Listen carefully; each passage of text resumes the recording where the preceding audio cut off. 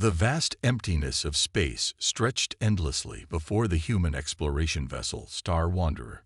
Its white hull gleamed under the distant starlight as it carefully navigated through an unmapped sector of space. Inside the ship's bridge, Captain James Miller sat in his command chair, absently scratching behind the ears of his companion while reviewing navigation data. The peaceful routine of deep space exploration shattered when the ship's sensors blared to life. Red warning lights flooded the bridge as a massive vessel emerged from faster-than-light travel barely 2 kilometers away. The alien ship dwarfed the Star Wanderer, its dark purple hull covered in what appeared to be weapon ports. "Battle stations," Miller ordered calmly, his hand still resting on his furry companion's head. "But hold your fire." The bridge crew moved with practiced efficiency, but there was no panic in their movements.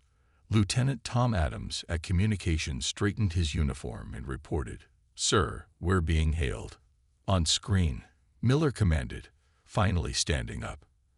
At his feet, his companion sat at attention, ears perked forward with interest. The main view screen flickered to life, revealing a tall, imposing figure.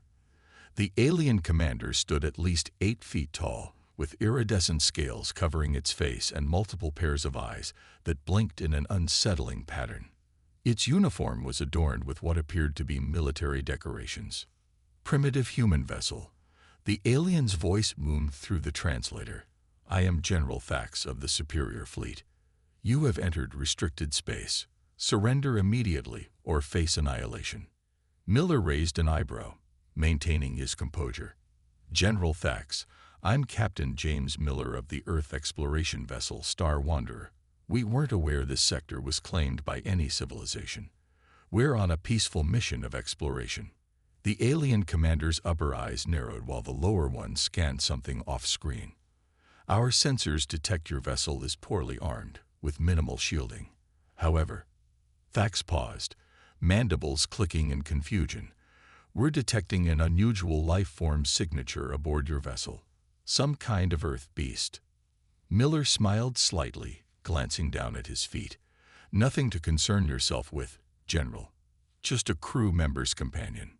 This seemed to agitate the alien commander further. "You dare bring unknown creatures into our space. Prepare to be boarded. We will inspect your vessel and determine if you pose a greater threat than your primitive technology suggests." "You're welcome to board, General," Miller replied with that same calm smile. "But I should warn you." "Silence," Thax thundered.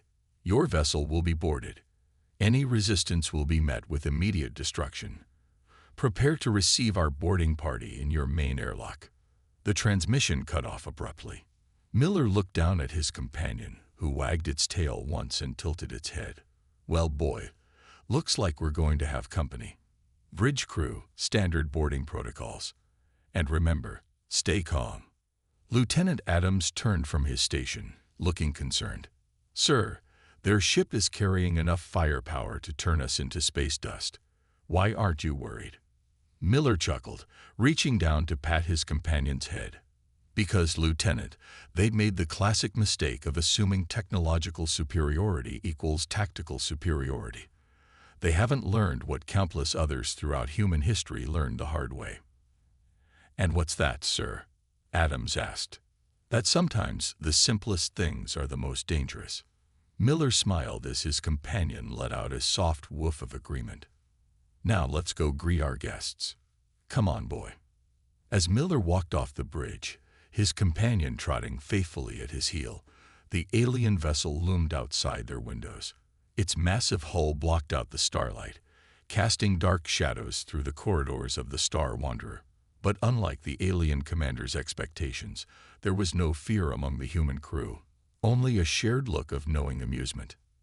In the silence before the boarding party's arrival, the only sound was the gentle clicking of claws on metal deck plating, and the soft panting of what the aliens would soon discover was humanity's most loyal and dangerous ally. The Star Wanderer's main airlock hissed open, revealing General Thax and 6 heavily armed alien soldiers. Their combat armor gleamed under the ship's lights, covered in strange markings that seemed to shift and change. Each soldier carried what looked like advanced energy weapons, held at ready positions. Captain Miller stood calmly at the head of the welcoming party, hands clasped behind his back. At his feet, partially hidden behind his legs, sat his companion, watching the aliens with alert eyes. The alien soldiers' helmet sensors flickered as they tried to analyze the four-legged creature. "Your ship is now under our control," General Thax announced, ducking slightly to enter through the human-size airlock. "We will conduct a full inspection and—" He stopped mid-sentence, multiple eyes focusing on Miller's companion. "What is that primitive creature?" Miller shifted slightly, placing himself more firmly between the aliens and his companion. "Before we continue, General, I should warn you and your soldiers about proper protocol on human vessels." The alien soldiers laughed, a strange clicking sound that echoed through their helmet speakers. General Thax's scales rippled with amusement. "You dare to give us protocols? Your technology is centuries behind ours. Those projectile weapons your security team carries are practically ancient." "The warning isn't about our weapons," Miller said quietly. "It's about sudden movements and aggressive posturing. On human ships, these can lead to unfortunate reactions." From behind Miller's legs came a low, rumbling sound. The alien soldiers' sensors beeped in confusion as they tried to analyze the noise. General Thax stepped forward, looming over Miller. "Are you threatening us, human?" "Not at all," Miller replied. "I'm trying to prevent any misunderstandings. We're peaceful explorers, but we do have security protocols." One of the alien soldiers moved closer, weapon raised. "General, the creature's vital signs are showing unusual patterns. It appears to be some kind of primitive defense mechanism." The rumbling grew louder. Miller's companion shifted slightly, still mostly hidden behind the captain's legs, but its ears were now fully erect. The human security team remained relaxed, some of them even smiling slightly. "Take us to your command center," General Thax ordered, ignoring Miller's warning. "And contain that beast before I have it eliminated." Miller sighed. "I was afraid you'd take that approach. Lieutenant Adams, please note in the ship's log that I gave them a fair warning about proper protocol." "Noted, sir," Adams replied, tapping on his tablet while trying to hide a grin. The group began moving through the ship's corridors, with Miller and his companion in the lead. The alien soldiers kept their weapons ready, their helmet sensors continuously scanning for threats. They seemed puzzled by the humans' lack of fear and the strange creature that moved with fluid grace beside their captain. As they approached a junction in the corridor, one of the alien soldiers grew impatient.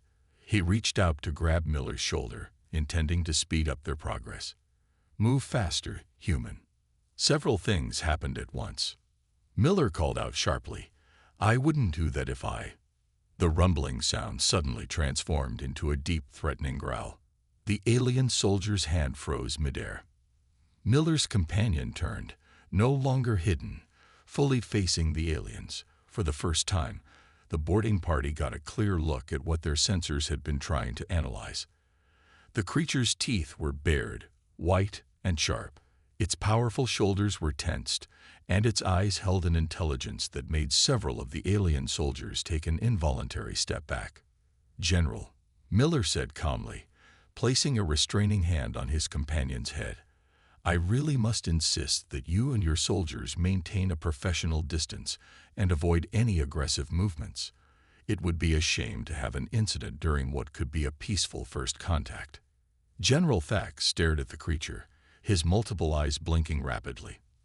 For the first time, uncertainty crept into his voice. What is that thing?" Before Miller could answer, a sound echoed through the ship's corridors. More of those rumbling growls, coming from different directions.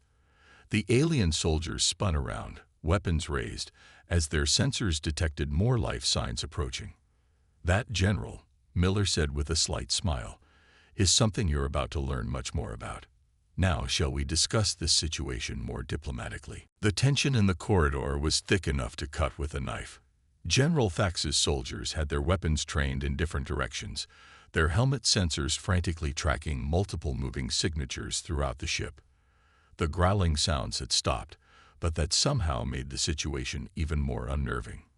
"Explain yourself immediately," General Thax demanded, though his usual commanding tone wavered slightly. "What are these creatures?" Miller patted his companion's head, and the German shepherd's posture relaxed slightly, though it kept its eyes fixed on the aliens. "Well, General, since you're so interested, why don't I show you? We have a training area just ahead. You can see exactly what has your sensors so confused." The alien commander hesitated, all four eyes darting between Miller and the dog. Finally, he nodded. "Lead the way, but no tricks, human." They moved as a group toward a larger section of the ship. The corridors here were wider, and through the viewports, they could see a spacious room with padded flooring and various obstacles and equipment scattered around. "This," Miller announced, "is where we train our K9 unit." The doors slid open, and the aliens found themselves looking at three more dogs, each sitting at perfect attention beside their human handlers.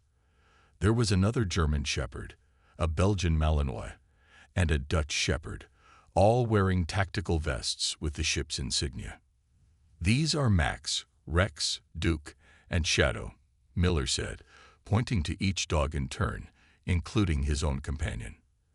"They're Earth canines, specifically bred and trained for military and space exploration work." One of the alien soldiers laughed, the sound carrying through his helmet speakers.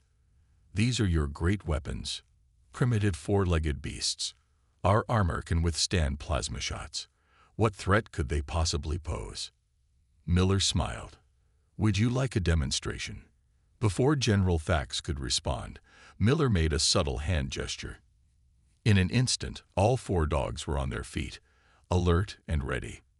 The alien soldiers raised their weapons instinctively. "Lower your weapons," Miller said firmly. "This is just a demonstration." Officer Smith, a human handler, stepped forward with Rex, the Belgian Malinois.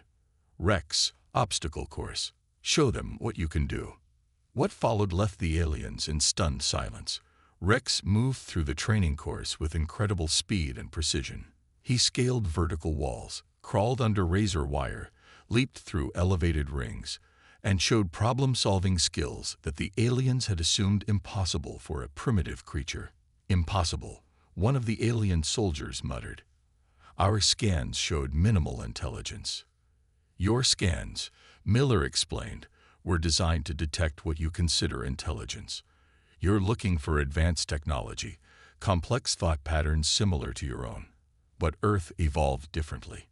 We learned to work with our planet's life forms, not just build machines."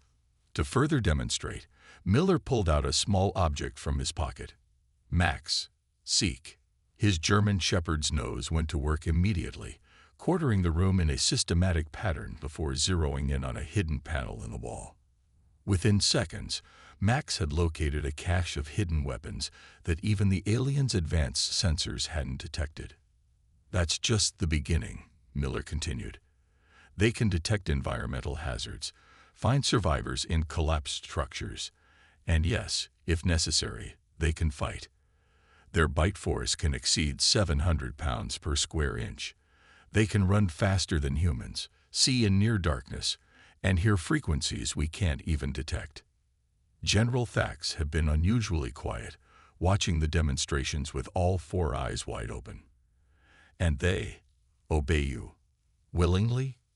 "Better than that," Miller said, kneeling beside Max. The fierce military dog immediately transformed, licking Miller's face and wagging its tail. "They love us. Thousands of years ago, humans and wolves made a choice to work together. We evolved side by side. They're not our servants. They're our partners." The alien commander stared at the scene before him. Here was a creature that could switch from a deadly efficient hunter to a loving companion in seconds. His soldiers shifted uncomfortably as they processed this new information. "Perhaps," General Thax said slowly, "we should continue this discussion in a more diplomatic setting." Miller stood up, wiping dog saliva from his face with a grin. I thought you might say that. Would you like to know what's even more interesting, General? What? Thax asked, unable to hide his curiosity. On Earth, we consider these to be our friendly pets. Wait until you hear about our actually dangerous animals. The peaceful demonstration in the training area didn't last long. One of General Thax's soldiers, a burly alien named Krot, had been growing increasingly agitated watching these primitive beasts outperform their advanced scanning technology. His pride couldn't take it anymore. "This is nonsense," Krot suddenly shouted, his translator crackling with anger.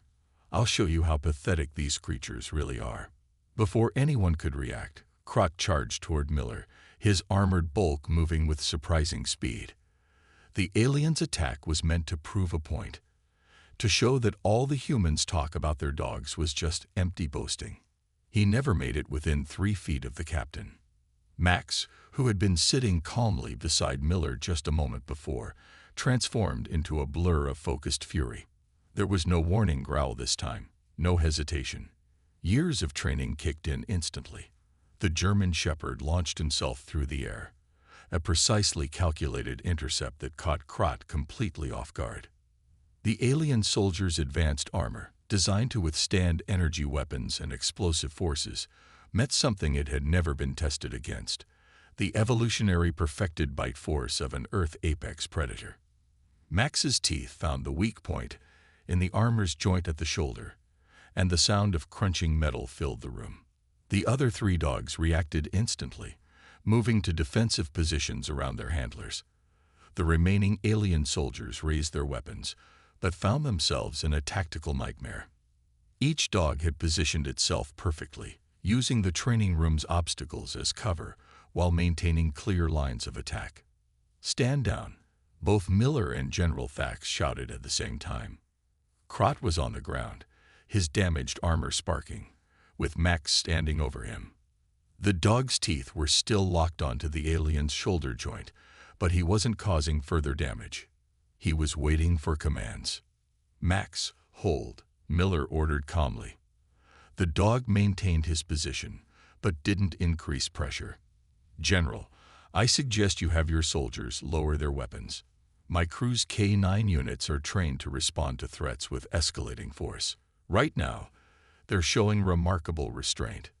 General Thax stared at the scene before him, all 4 eyes blinking rapidly as he processed what had just happened. His most physically imposing soldier had been taken down in seconds by what he had dismissed as a simple animal. More importantly, the creature was showing clear tactical thinking. It hadn't gone for a killing blow, but had precisely disabled its target's weapon arm. "Weapons down," Thax ordered his soldiers. "Now, human, call off your warrior." Miller nodded. "Max, release. Return." Instantly, Max let go of Krot's shoulder and trotted back to Miller's side, sitting at attention as if nothing had happened. The transformation from fierce protector back to calm companion was jarring to watch.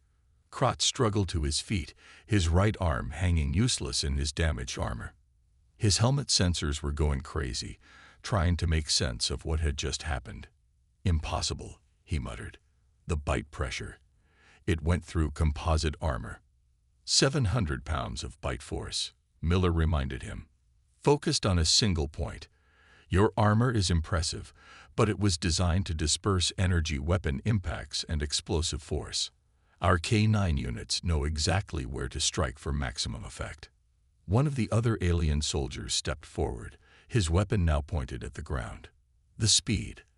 Our sensors barely tracked the attack. And the precision. That's what happens when you have thousands of years of evolutionary teamwork," Miller explained. "Dogs were Earth's first weapon, but also our first true allies. They chose to work with us, to protect us. What you saw wasn't just training. It was instinct refined by millennia of partnership." General Thax raised his hand to his communication device. "This is General Thax. Cancel all invasion plans for the human sector." The room fell silent. Miller raised an eyebrow. "Invasion plans? A misunderstanding," Thax said quickly. "We thought you were primitive, easy targets. If these are your pets. We have no desire to discover your actual military capabilities." He looked at Max, who was now getting a treat from Miller. "Though I admit, I find myself curious about training programs." Miller smiled, scratching Max behind the ears. "Well, General, that's a much better conversation to have. Though I should warn you, K-9 training isn't easy. First, you need to understand that these aren't just tools or weapons. They're family." In the ship's conference room, General Thax sat with his remaining officers, watching a historical presentation about Earth's canines. His soldier Krat had been sent back to their ship's medical bay, his pride wounded more than his armor. The 4 dogs lay at their handlers' feet, occasionally wagging their tails when they caught their humans looking at them. "So you're telling us," Thax said slowly, "that your species took one of your planet's most dangerous predators and turned them into companions?" Miller nodded, bringing up images of ancient wolves. Wolves were apex predators on Earth. Fast, strong, intelligent, and social. But somewhere around 30,000 years ago, something unique happened.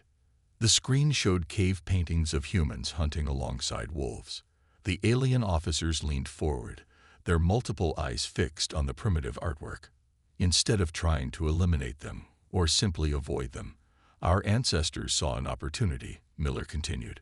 "Wolves were pack hunters, like us. They had complex social structures, like us. They could communicate with body language and understood cooperation. But they were killers," one of the alien officers protested. "Our research shows Earth predators are particularly vicious." Miller smiled. "That's what makes it even more remarkable. Over generations, we selectively bred wolves, choosing the ones that showed loyalty, intelligence, and the ability to work with humans. Eventually, we created dogs, keeping the physical capabilities of their wolf ancestors, but adding new traits: the desire to protect humans, the ability to understand our commands, and unwavering loyalty." To demonstrate, Miller pulled out a small ball from his pocket. Instantly, all 4 dogs' ears perked up, their eyes tracking the toy. He tossed it to the far corner of the room, but held up his hand.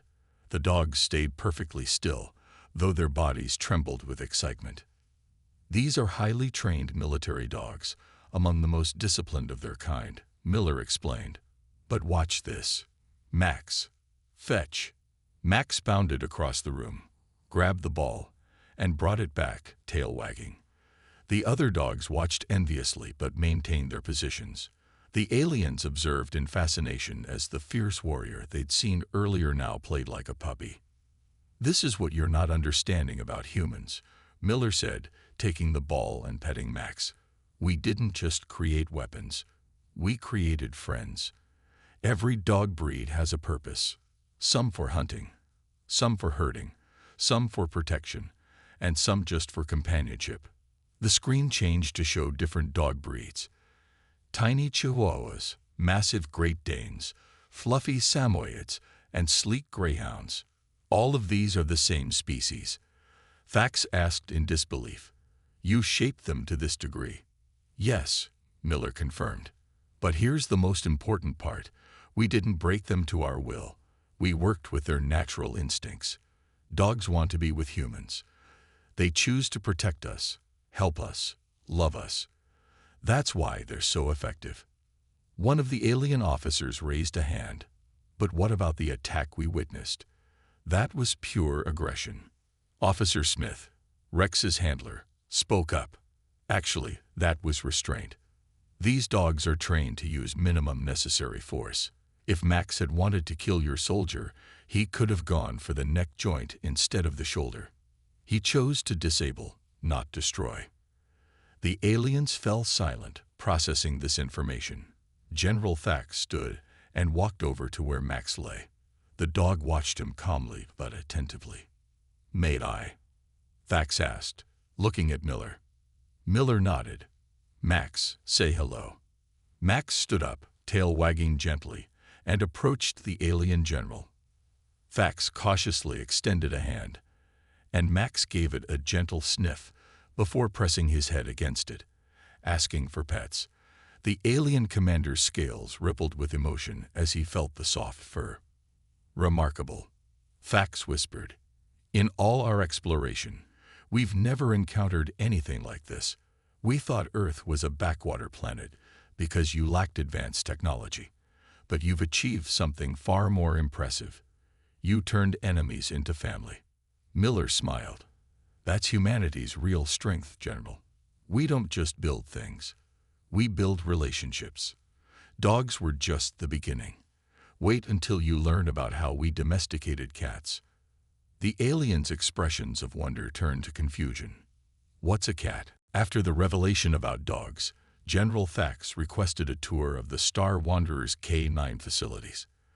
The group moved through the ship's corridors, but this time there was no tension.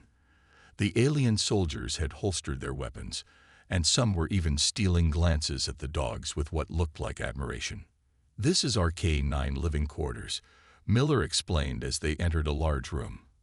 Unlike the sterile military atmosphere of the rest of the ship, this area was clearly designed for comfort. There were beds, toys, and even a small artificial grass area for the dogs. They live here? Thax asked, his scales shifting in surprise. Not in containment units. Officer Smith laughed. Containment units.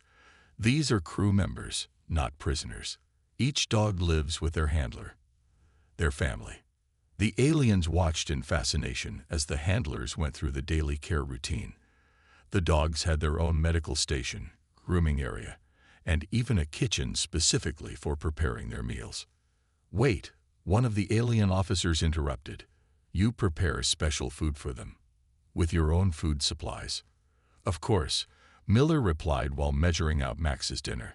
A working dog needs proper nutrition. They burn a lot of energy during training and duties. The aliens observed as each handler prepared their dog's meal with careful attention. The dogs sat patiently, tails wagging, showing perfect discipline despite their obvious excitement. The control is impressive, Thax noted. But why do they wait? They could easily take the food. They wait because we're a team, Miller explained. It's not about control. It's about trust and respect. Watch this. Miller placed Max's bowl down, but held up his hand.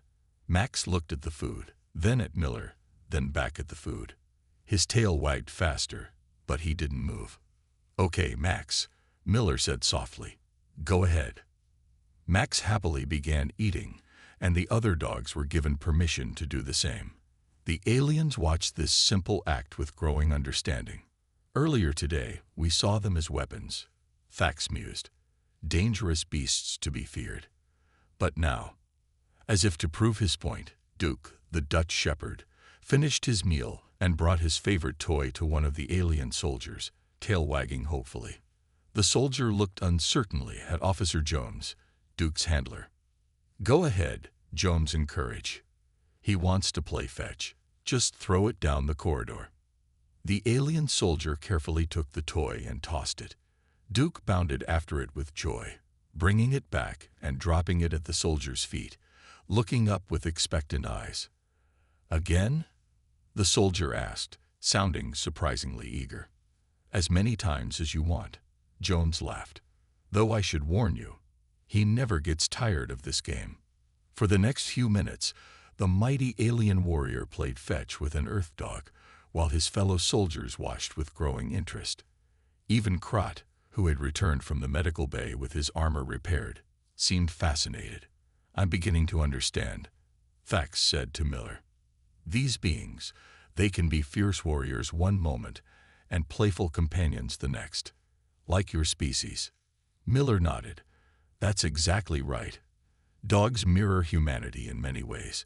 We can be warriors when needed, but we prefer peace. We can be dangerous when threatened, but we'd rather be friends. And they protect you not because they must, but because they choose to, Thax continued. Because you protect them in return. Now you're getting it, Miller smiled. Look at your soldier there. Duke already trusts him because we've shown we trust you. Dogs are excellent judges of character. The alien commander watched his soldier playing with Duke, saw the genuine joy in both beings' body language. He turned to Miller with all four eyes focused intently. Captain Miller, I believe we severely underestimated Earth and its inhabitants. We saw your lack of advanced technology as weakness. But you've mastered something far more valuable, the ability to turn potential enemies into loyal allies. Would you like to learn more? Miller asked, noting the genuine interest in the alien's voice. Yes, Fax replied without hesitation. I believe my people have much to learn from humans. And there, what did you call them? Good boys. Miller laughed. That's right. And this is just the beginning. Wait until you see how they work in zero gravity. The Star Wanderer's observation deck offered a stunning view of space, with the massive alien warship floating alongside the smaller human vessel.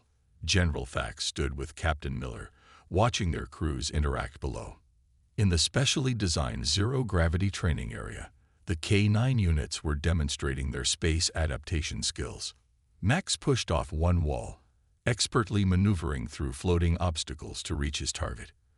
The dog's specialized spacesuit, complete with magnetic paw pads, allowed him to stick to metallic surfaces when needed. The alien crew watched in amazement as the dog performed complex search and rescue operations in zero gravity. Incredible, Fax muttered. They adapted to space travel so easily. Miller nodded, watching proudly as Rex followed Max's demonstration.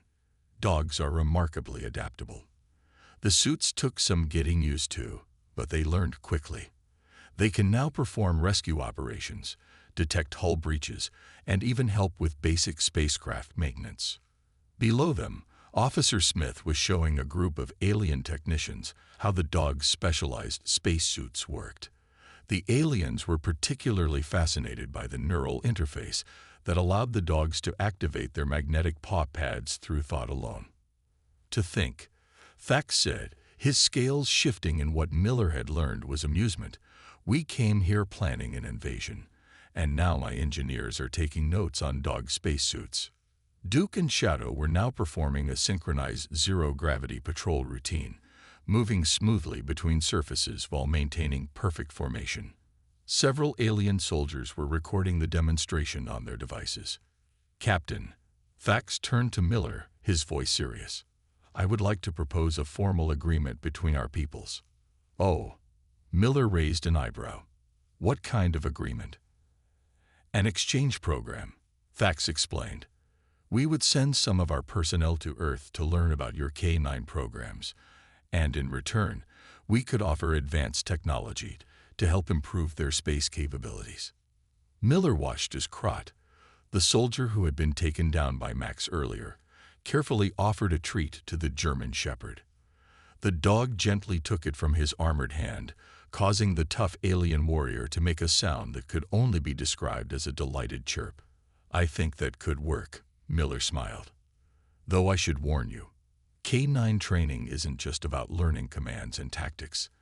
It's about building relationships. Are your people ready for that kind of emotional investment?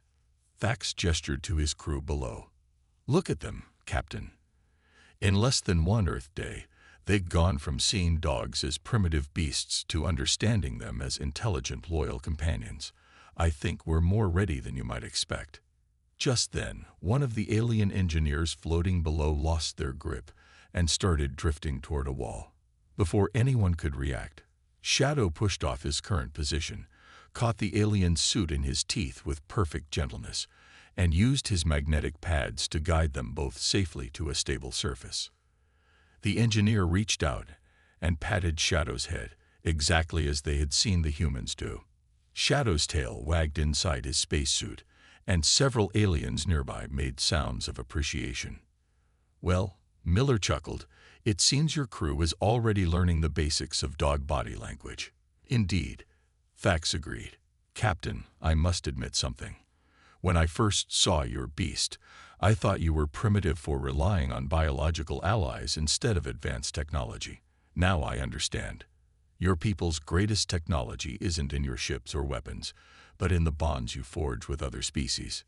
Miller nodded. That's humanity's real strength, General. We don't just conquer or dominate. We cooperate, adapt, and grow together. Dogs were our first teachers in this regard, showing us that different species could work together for mutual benefit. Then let this be the beginning of another such partnership, Fax declared, not just between our peoples, but between our peoples and Earth's remarkable canines. As if to seal the agreement, Max floated up to the observation deck's window, performed a perfect zero-gravity somersault, and pressed his paw against the glass near Fax.